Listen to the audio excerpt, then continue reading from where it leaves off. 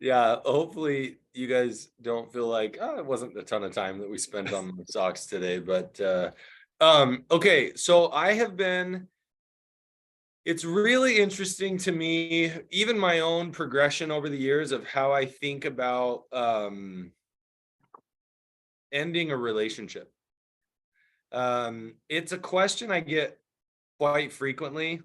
Um, and before I became educated, before I became more experienced with life, I would have, I think just like anybody, I would have unhealthy judgments like, oh, if my spouse ever cheated on me, I wouldn't stay in that, and a lot of those judgments are so shameful in our culture because they establish this idea that like there's a right way and a wrong way to do things.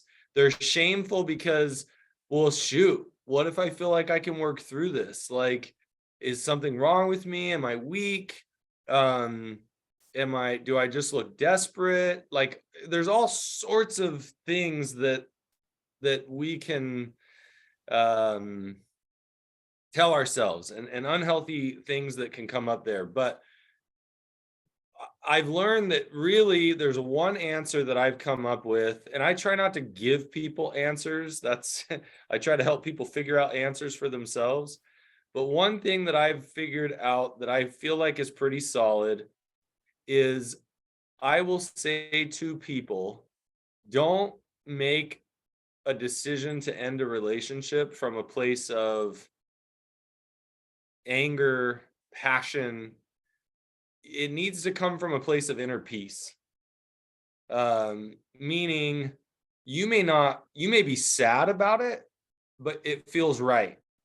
Um, you may um, be excited about it, but it feels peaceful inside, right? It's not reactionary.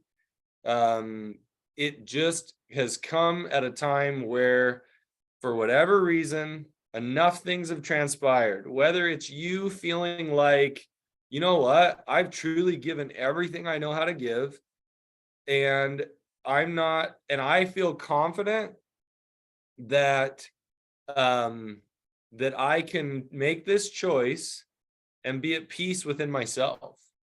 It may not even be what I want, what I truly long for, but yet I know it's right. Like if that makes sense. Now, I'm not it may seem strange that I'm um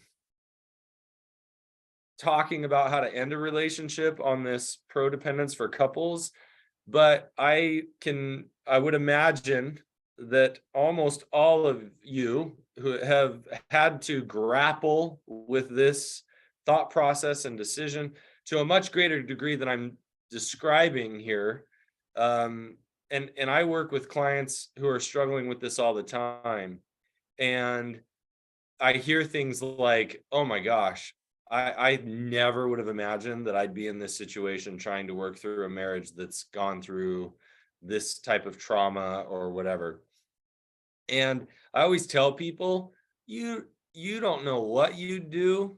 Don't tell me for a second you know what you would do in any given situation. You don't have a clue what you do until you're there. Like I remember one time hearing somebody say, "Oh man, if I was in a situation and there was an active shooter, this is what I would do." And I'm like, cool. Like unless you're training for that, you don't have a clue what you're going to do in that type of a situation, right? Way to be the hero in your mind. And I guess what I'm trying to say is we need to be gentle on ourselves because we don't know exactly what we do in any given situation. And what I wanted to kind of speak to, I was going to pull up some notes that I had made. I wanted to speak to um, let's see here, get this pulled up. That what are some of the things that you're going to be watching for? And this is in both directions.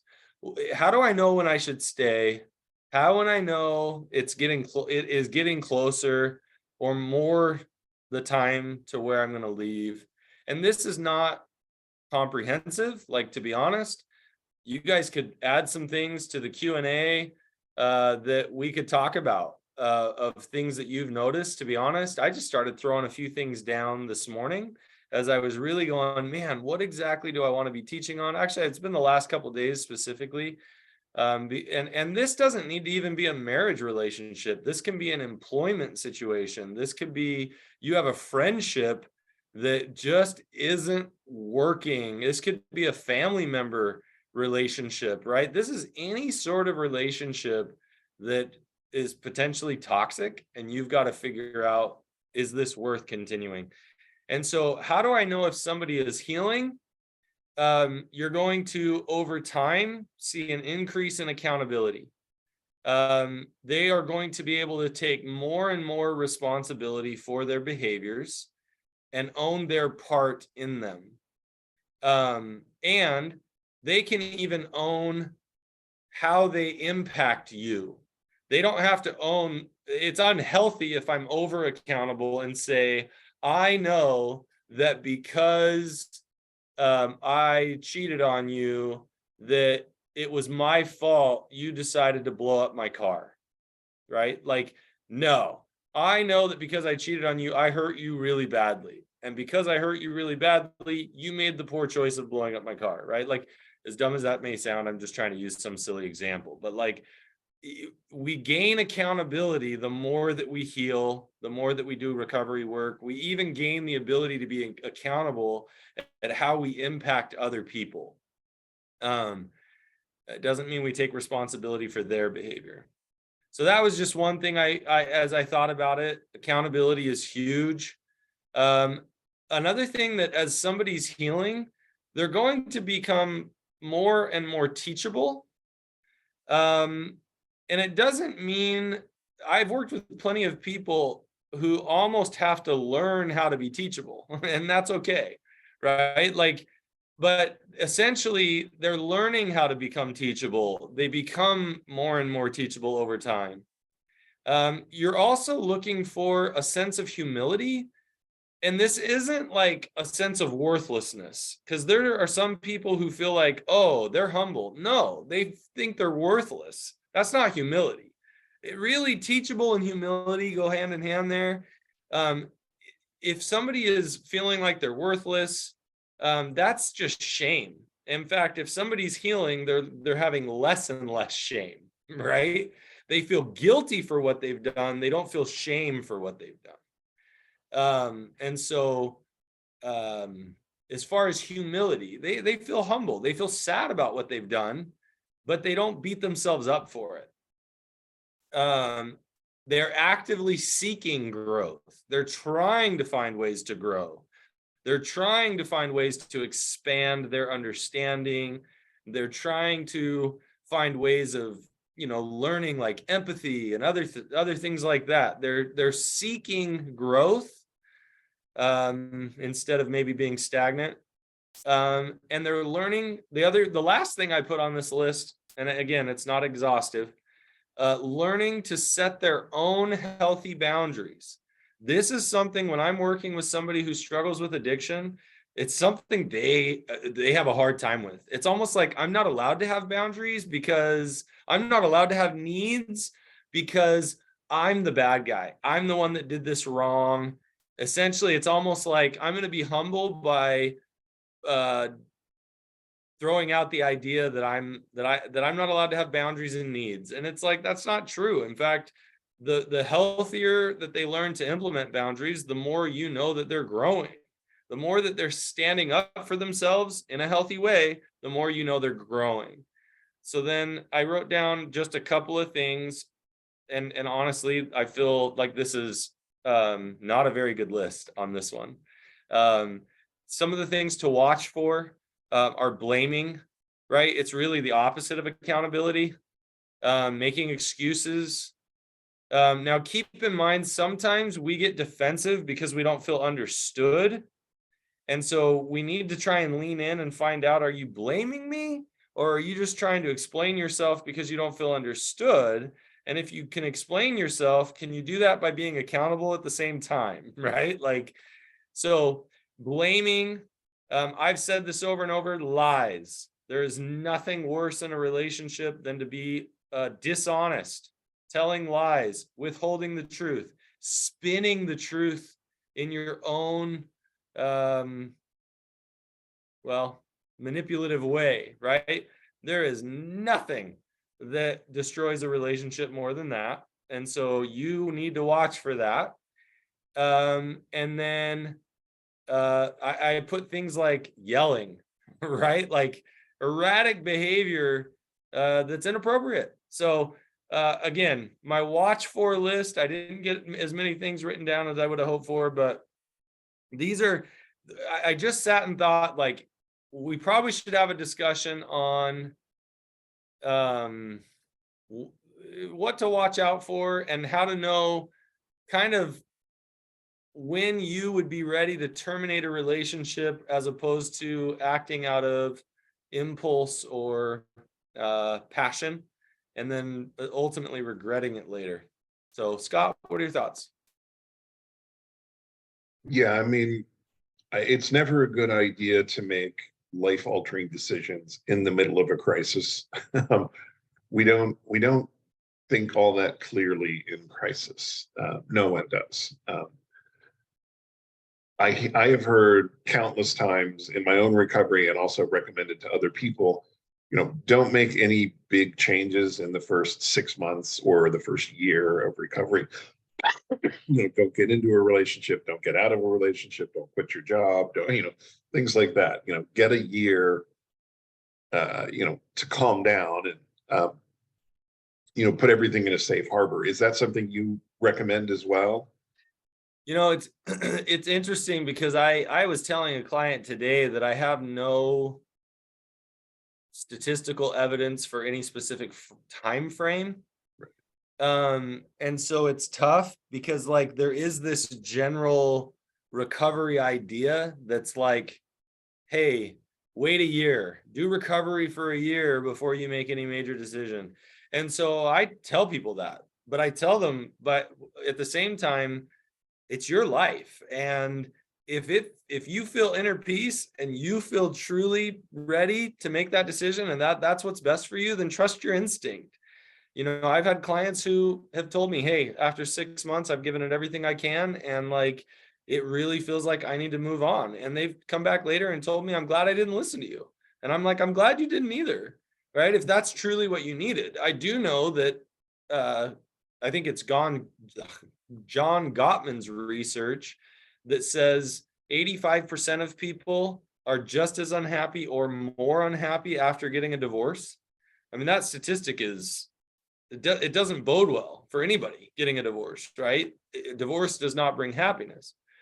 But so, yeah, that whole idea around try to get yourself stable and clear-minded.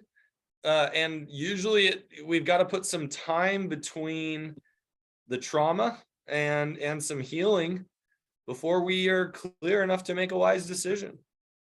Yeah, I mean, you said decide from a place of peace, and that should happen whatever the decision is, whether you're staying or going or deciding and putting it off for 6 months of the decision. It should come from a place of peace and serenity and knowing that, in a calm space, rational space, this is the right decision for me, whether it's staying, going, postponing, whatever. Yeah. Because again, crisis, we're not great. We're in fight, flight, freeze in crisis. And that's not all of our options.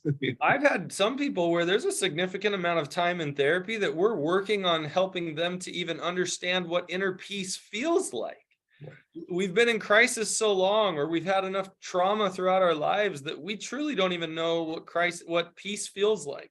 Yeah. It's interesting how many times I've worked with people who are like, I just thought the anxiety I had was how everyone felt. I thought the depression I've had is just how everyone feels all the time. Like I am in a constant state of this panic that I just figured this is what everyone was going through.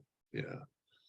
So yeah. to even figure out what inner peace feels like is part of the journey. Yeah. One of the factors, I don't know if you mentioned this, what you kind of did with accountability, but is trust. That's another factor that I think really plays in, because infidelity, addiction betrays trust. Um, and sometimes that trust is damaged to the point where it can never be repaired. Um, but usually not. I mean, I would think if you're sitting there thinking it's been a year, I still don't trust, and I don't think I'm ever going to, to me, that would be like, okay, well, I don't, this Well, isn't right. going to Like, work then. if I truly have, and it's not from a place of despair, right? Right. If it's like, you know what, I'm really not sure I can ever trust again. Right. You have to sit down and contemplate if that's really the truth and that you can't have any level of trust, then you have to ask yourself, are you willing to be in a relationship where you can't trust? Some people choose to stay in the relationship even if they never trust again, and they have their own reasons, and that's fine. But someone else might say, there is no trust. I've got to get out. Like I can't be in a relationship where there is no trust. And honestly, how important is trust for you in the relationship? And some people, they'll stay. And I honestly don't think there's anything wrong with it. If that's what they need and that's what works for them, that's okay. Right. And there are countless reasons to stay, including, things like financial and kids and things like that. And, no, Oh, there's no there's therapist should always ever reasons to place stay. value or a judgment on that. Yeah. I mean, I've seen people stay because they're like, divorce is just too messy. I'm Right. like, okay. Like, and they're just like, yeah, we just don't want to go through the hassle. And it's like, hey, if you can have a marital agreement or a marital, or I should say a relationship agreement that works for both of you, great. Right. As long as it works for both of you. Yeah. So, all right, let's jump into the Q&A here. Today, my husband said that in his support group, he is being told that the fact that I'm still having triggers 2.5 years later means that I am doing something wrong and just enjoy victimhood. Is 2.5 years long enough since disclosure that I should be concerned that I still have triggers? This is a good question. So I'm going to break this down slowly. So first of all, his interpretation of what he heard in his support group is that after 2.5 years, if you're still having triggers, that you're doing something wrong, right? Like, let's just be clear. We don't know what was actually said in his support group. That was the way he interpreted it. Now, if they did say that in his support group, I've got some concerns. And I think it is possible that somebody even could have said that from a well-meaning place, that, hey, my wife, her triggers went away after a year, or after 2 years. And man, for 2.5 years later, your wife must be doing something wrong. Your spouse must be doing something wrong. And the tough part is, how's he internalizing it? Is he now internalizing that to basically say to you, honey, you need to get over this because I'm sick of it? Or is he coming to you saying, hey, somebody said this in my support group, and I'm actually really concerned. Like, honey, do we need to get you some more care? Do we need to get you some EMDR? Like, right? Well, great. I hope he's concerned about you. That is me giving a really big gracious assumption. And I will kind of roll with the judgment that he might have been using that in his own frustration to maybe shut you down, tell you to hurry and get over it. I hope not. But and that whole just enjoy victimhood thing, that sounds like some nice little sarcasm there. And I think he's talking about you being in victimhood and he has to deal with it, or maybe him being in victimhood because you're not getting over it. I don't know. Either way, not lovely. And that's me putting it as kindly as I can. So let's talk about triggers. Triggers are the body's physiological response, and think about it when I say the body, right? Like your brain in your amygdala is even emotionally responding to something. And it's without warning, which is why they call it a trigger, because as soon as that trigger is pulled, boom, the fire of the gun or the cannon goes off, right? And it's seemingly without control. And your body is having these physiological responses.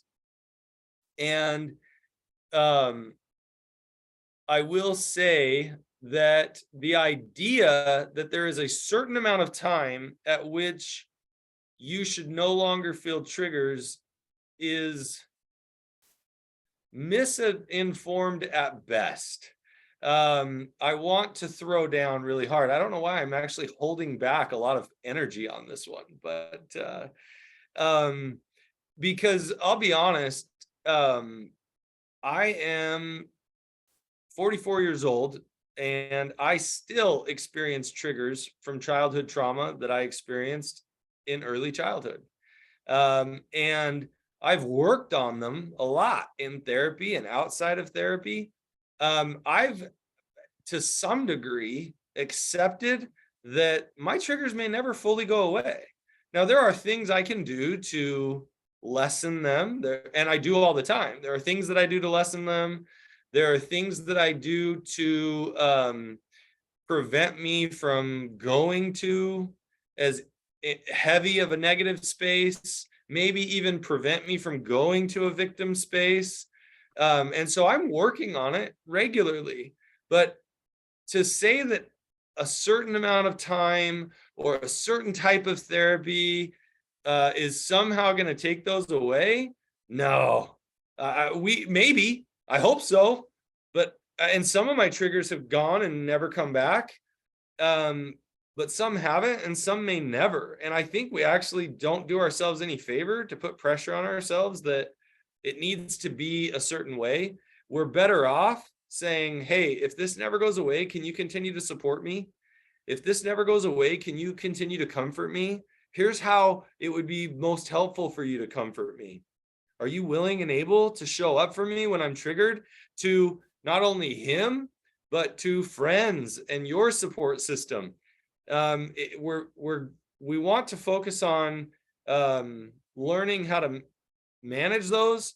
Like I said, EMDR, ART, there's some different therapies that can really help lessen triggers. But the idea that they're going to fully go away, I think, is short-sighted at best. Scott? I 100% agree with everything you said, except I'm 57 and still feeling triggers from my childhood. I mean, we should print that out, frame it, put it on the wall. Post-traumatic stress disorder is a very real thing. I mean, Yeah. to expect somebody to not get triggered is a bit much. And I will add that, you know, kind of what Matt alluded to, we've both been around support groups, and sometimes crazy things come out of somebody's mouth and somebody else will glom onto it like it's fact. And if it's not a moderated group where somebody can say, Yeah. let's back that one up, then, you know, somebody can bring it home as a fact, and it's not. So Yeah, and have I seen certain situations that in my opinion are fairly rare where, let's say, a partner doesn't take accountability for their triggers and isn't working on trigger reduction and isn't getting the support that they need, and they use the betrayal as a way to justify unhealthy behavior on their part. Yeah, I've seen that happen. Sure. But I don't think that that's the norm, right? Like I've had people come in and break something and, well, you love your bike more than anything, and so I destroyed it. And it's like, okay, that's not cool. That's not okay, right? Like destruction of property, not okay, right? There's all sorts of things that are not okay, regardless of the triggers you're having, right? I had a trigger, and I won't get into all of it, but I had a trigger when my daughter was an infant or a toddler, and she stuck her finger in my mouth. And I won't go into the trauma, but I had a trigger. I'm asleep. Her finger goes in my mouth. I bite down. She's screaming. Did I already tell you this one time? No. I never have. Oh, No. geez. And all of a sudden I wake up and I realize what I've done. And my wife's like, what is happening? Because out of nowhere, Yeah. my daughter's screaming. And I said, I bit her. And she's like, you what? You know? And I was like, it didn't make sense to me at the time, but I also knew that like I was crazy triggered. And so I ended up over time I had to work on it to make sure that I didn't injure my kid. I felt terrible. And it took me years to change that, to where my kids weren't afraid to wake me up anymore, even though I was working on it really hard for years. I mean, these triggers run deep and they are PTSD, legitimate. Yeah. Speaking of deep issues, how can I untangle the issues that I brought into a relationship versus the reactions I have from what my husband brought in with his addiction? I'm trying to sort out what is mine and what is his, as I didn't know what he was doing and why his approach seemed so cold and distant. I want to take responsibility for my stuff, but the entanglement is so hard to sort through. Oh, it's terribly difficult to sort through. That's a great question. So I think it's important for all of us to start to own, like, even if he has created a trigger, it's important to own, this is the trigger, this is my behavior, and my behavior doesn't justify, like, I'm not justified in my poor behavior, right? It was not okay that I bit my daughter's finger, right? Like, but at the same time, if I were to explain to you my trauma history, like, you would go, oh, that actually makes sense. Still not okay. So learning how to say, here's my issue, and this is how you impact me. This is how you affect me. And this is what I'm working on to sort through that so that I'm not as reactive to your behaviors, your addiction, whatever it might be. This, honestly, I hate to say this, is a slow process because it requires us learning, what did I bring into the relationship? What was there before before the betrayal even happened? How has the betrayal now affected me and impacted me? It's such a slow process because it requires so much personal insight. And I found that doing journaling is really helpful.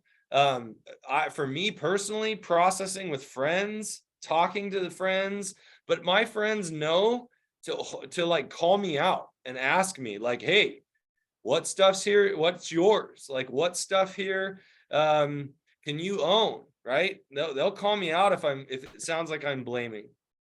Yeah. And so it's having the right friendships. Obviously, doing therapy is super helpful. You could buy Troy Love's book. Finding Peace is really good, in my opinion. Now it can bring up a lot, so you want to make sure you've got good grounding tools.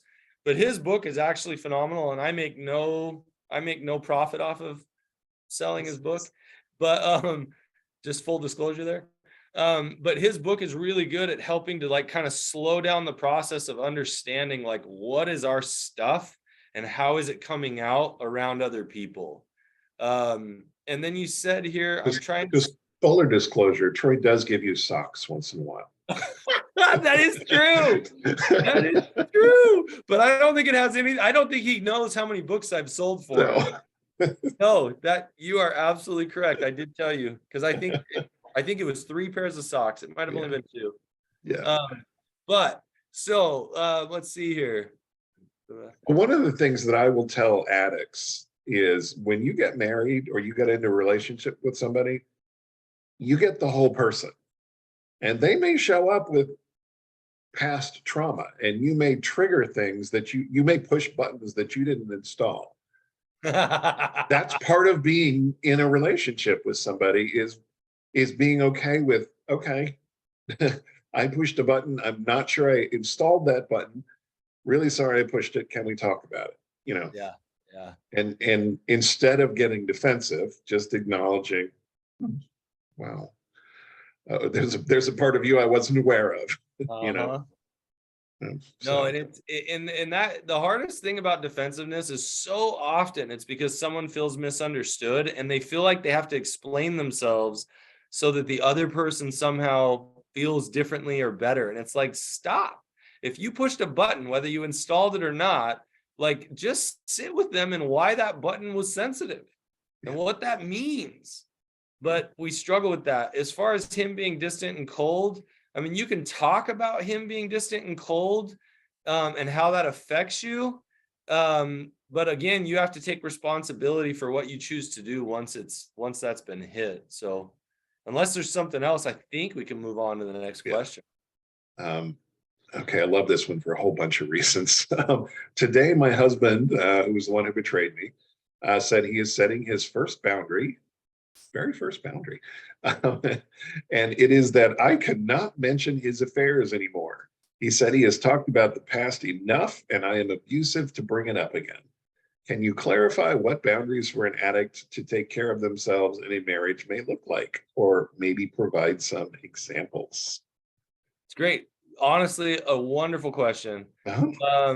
I think uh, that he is being really vulnerable here. He may not have approached it in a very vulnerable way because I'm not sure.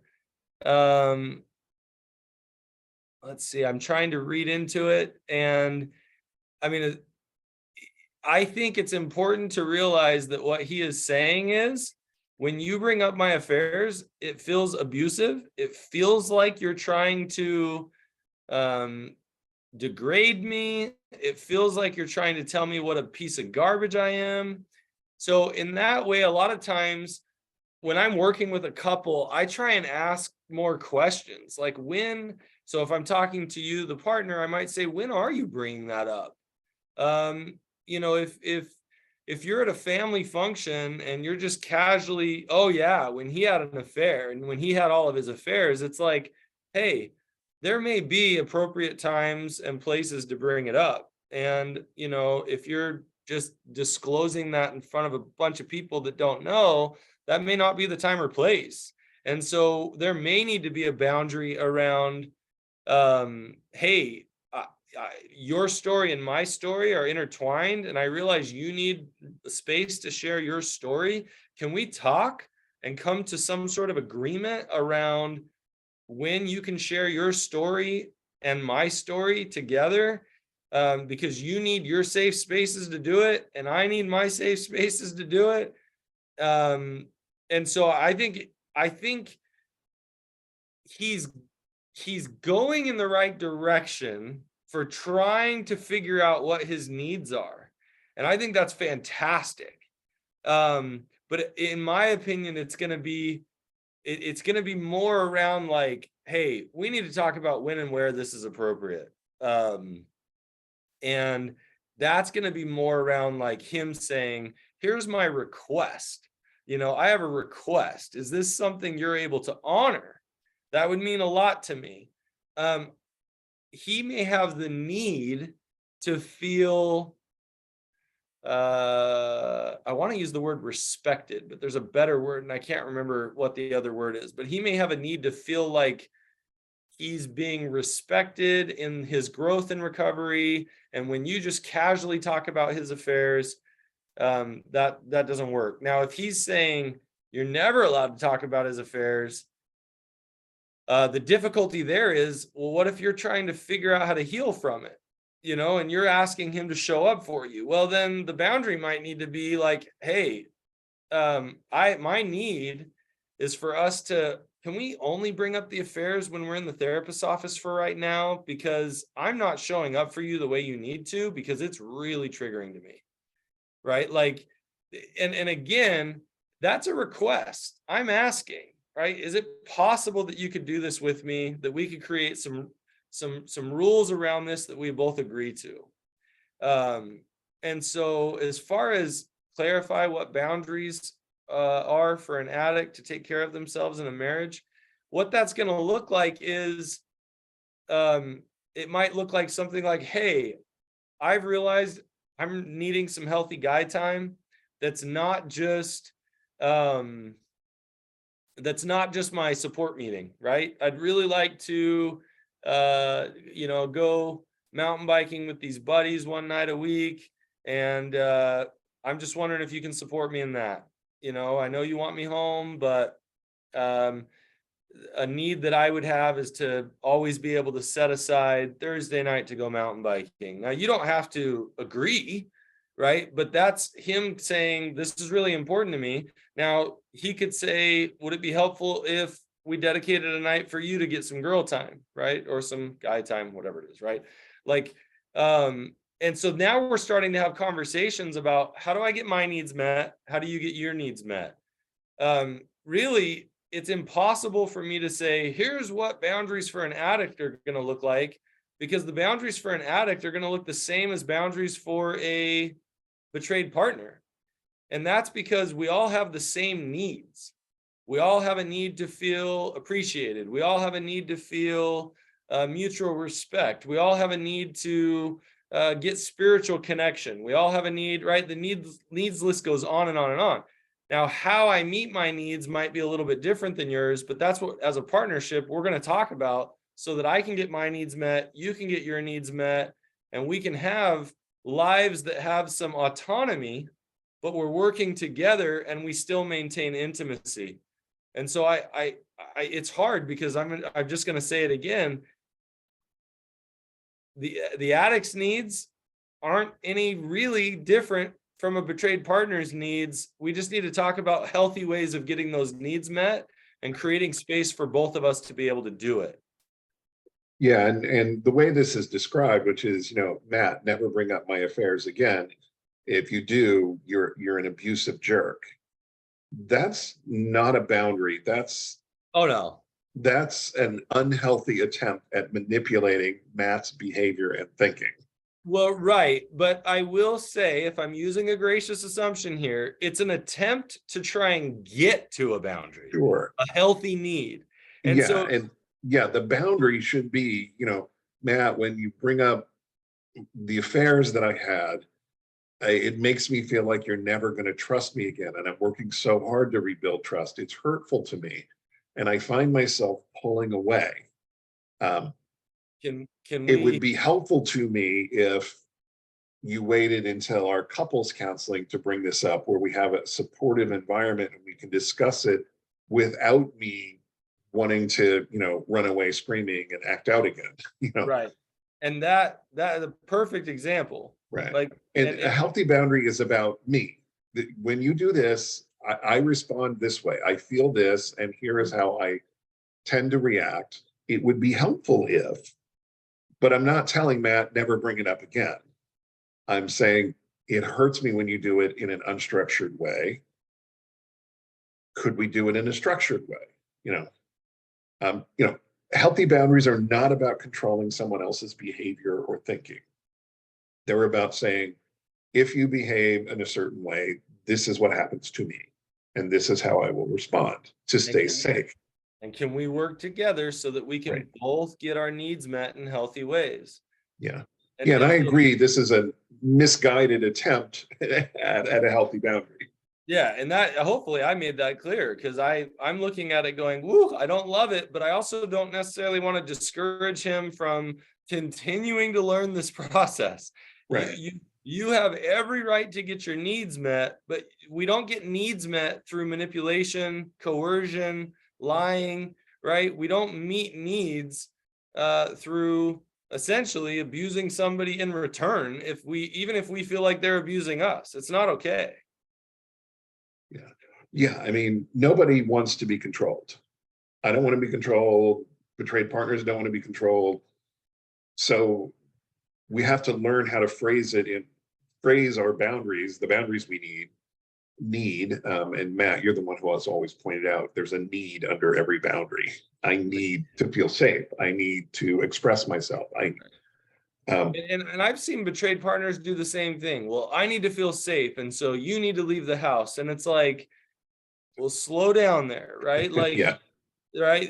You have a right to feel safe, but you can't say that this is my boundary. You have to leave the house. It's like, yeah, maybe that's actually what's needed, but let's explore that, right? yeah, Like, we've got to figure out, we can't just throw out, I'm unsafe. You're right. You don't feel safe, and that's okay. I don't blame you, right? But let's figure out what the need actually is. yeah, yeah. Thank you. The I think. next, the, Oh, the next, the next two basically says, I think triggers will be for the rest of our life for addicts and betrayed. I actually really liked this comment, because have I seen people who struggle with addiction who have told me that they don't feel triggered anymore? I have. Um, and I often ask, tell me how you're doing that. Like, and they've given me really good examples, right? But I'll say that the majority of people who have had an addiction, those triggers may lessen, but you're right. I don't think they're ever going to go away. And the person who thinks I'm safe, they've gone away forever, I can do whatever I want, that's the person I'm terrified of. yes. I can't tell you how many people, with 20, 30 years of sobriety have come back to a meeting after a relapse and said, I thought I had it under control. I thought I was good. I stopped going to meetings. I stopped doing the work. I know me. I need to go to meetings. I'm 21 years sober in this one, 19 for my other addictions. I go to meetings because I need to. And I still get triggered. Not every day. And they're not ruling my life. Like, I mean, in early recovery, exactly. like one trigger, deal with it. Next trigger, deal with it. It's not like that anymore, but yeah, I still get triggered. Yep. And that's what I say. Usually what you're finding is that they're becoming less intense, less often. Typically that's what we see. If they are feeling just as intense and just as frequent, and it's been years, then we need to figure out what's going on. Yeah. Okay, next question here. Recovery is painful even when done perfectly. My partner and I are doing this far from perfectly. How do we tell the difference between pain that we cannot change and need to accept and what we can do better or behavior we shouldn't tolerate? Great question. Well, that's a really good question. I don't immediately have an answer, so I'm going to sit with this. It's funny you said recovery is painful even when done perfectly. I don't even know what perfect recovery would look like. I've never seen it. I've never seen it, and if I did, I wouldn't know it. Like, I would imagine for every person, it's very different. How do we tell the difference between pain that we cannot change? I'm sitting with that.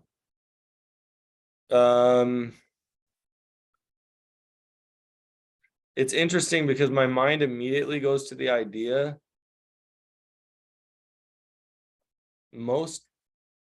it depends on what you mean by change. I think most pain, I'm trying to think if there's any pain we can change. And perhaps this is the love of Buddhism in me, but I think inner peace is found in not trying to change the pain, in reality trying to figure out how do I grow flowers from the pain. And I in one of Thich Nhat Hanh's books, he talks about basically flowers come from garbage. You need to decompose garbage, fruits and vegetables that have been eaten, and whatever. You need to decompose things, compost, to grow the most beautiful flowers. Garbage has to be used to grow flowers, basically. And so maybe I'm getting a little too philosophical, but I think some of the biggest struggles we have are focusing on changing pain. And in fact, in addiction, that's how the addiction developed. I want to augment the pain. I want to change it. I want to control it so that I have control of it by using my addiction or whatever. And I think it's really important to and maybe this is really where your question is ultimately going, is what behavior, right, should we not tolerate? Well, the hardest thing about that question is it depends on the person, right? Just like I started this whole conversation with that idea of how do I know when I should give up on a relationship? I think that that's the same thing there. Like I've met some people who have had to end their marriage over let's say pornography abuse, because it was too traumatizing for them for their partner to be looking at pornography. And then I've seen other people who, have made it through, all sorts of infidelity and drug use and whatever else, I'm just trying to throw out something random. And they're able to tolerate it. I think every single person is going to be different. What can they tolerate? And I think it comes down to, I'm going to go back to my cop out answer. If you can't find inner peace, you need to change. If you can't find inner peace, make a change in your life. And there's very little you and I can control. And so if there's something you can control to gain inner peace in your life, and you can't get it without making that change, then maybe it's time to make that change. So I don't know. Did I wax way too philosophical here, Scott? No, I don't know. I mean, this is a tough question to answer. I mean, it's, yeah, every person's different. Every couple is different. Every situation is different. I mean, I suppose if you were working with these two and knew the situation inside and out, you might be able to say, point to specific things, but otherwise it's kind of a, I think you did that's as good an answer as you could give. It is so hard, right? I personally have some bottom lines, right? But I've had to figure out what those bottom lines are for me. And, there are some things that I tell myself that if this ever happens in a relationship, and for me, it's first and foremost, the one that I tell myself I'm going to draw a hard line on is if my partner ever sexually hurt my kids, where I'm like, man, that is just absolutely a no-go for me. But the hard part is that, I mean, I don't know, like, I can't speak to what somebody else should or shouldn't do. And I think we all have to figure out what are our limits. I think it's healthy to figure that out.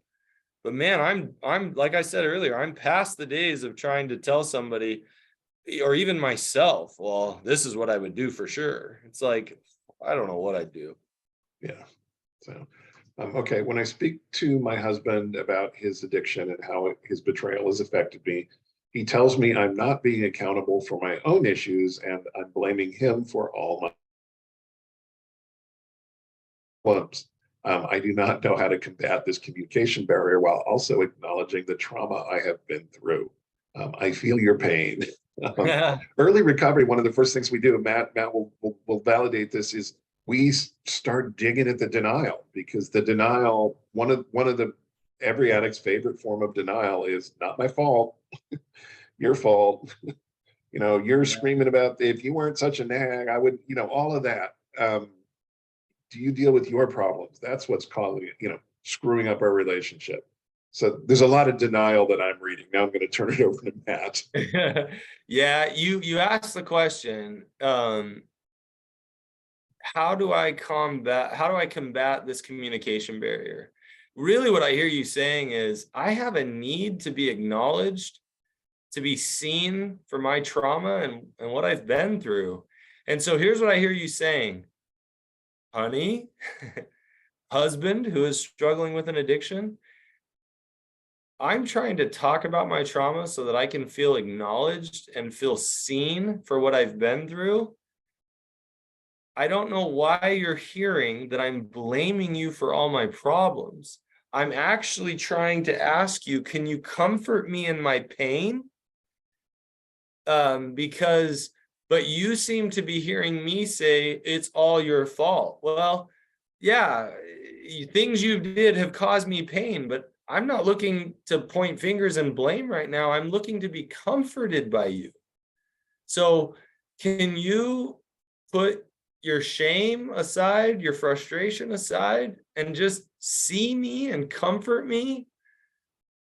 And the answer is he may not be able to, right? His shame might be coming up too high every time, that he's not able to go and look at that, because to be able to be with you in your pain right now, his shame is just flooding him. He feels like he's such a failure, or he feels like you're telling him he's such a failure, that he's just like, I'm not putting up for you telling me that I'm such a terrible human. And you're like, if I thought you were a terrible human, I wouldn't have stayed in this very painful relationship, which is not the best thing to say, by the way, because it doesn't usually go well. But that's what you're thinking inside. And so it's really important that you try to slow it down and come inside to what your actual need is. Share with him the need and ask him, can you just give me a hug and tell me I'm sorry, that you're sorry that I'm hurting? I'm not blaming you. I just need comfort from you. So that's probably the approach I would try and take to get past the communication barrier. And hopefully that will allow you to feel acknowledged for your trauma. But to be honest, it's probably going to take him some time. He's got to learn to work through his shame, unfortunately. Yeah. Yeah. Break the denial, deal with the shame. Yeah, absolutely. I love this last question here. My husband and I work as youth coaches. I feel our boundaries with the kids and their parents are very solid. We are professional and kind. I'm always with him when he interacts. However, women, moms, keep bringing him gifts such as homemade food, shirts, etc. They do not bring these to me. This is so triggering to me. Is it inappropriate for this to happen, or is it just my trauma talking? What a great question. What do you think, Matt? I'm going to throw out a pretty strong judgment here. And man, I could be so off. And so please take this as best as you can with a gracious assumption. I read this and thought, how sad would it be if this is a sense of like misogyny going on, like, and I don't know if that's the right word, but like they're honoring him because they're so grateful that he coaches their kids and that he's this male putting in all this time, and they see his value as the coach, and they're not recognizing you and your value as a female coach, right? In fact, it's that you're a female coach, right? And maybe I'm totally looking at this wrong. And my thought was, is it possible that they're not even like, they're just kind of seeing him as and trying to honor the sacrifices he makes as a man, but you ladies, you sacrifice and you do all these things and you're supposed to, right? And maybe that's so wrong, but I just thought it's possible. And if that's the case, man, that really sucks, because as a coach, you deserve just as much recognition as he does. Let's talk about whether it's inappropriate or not.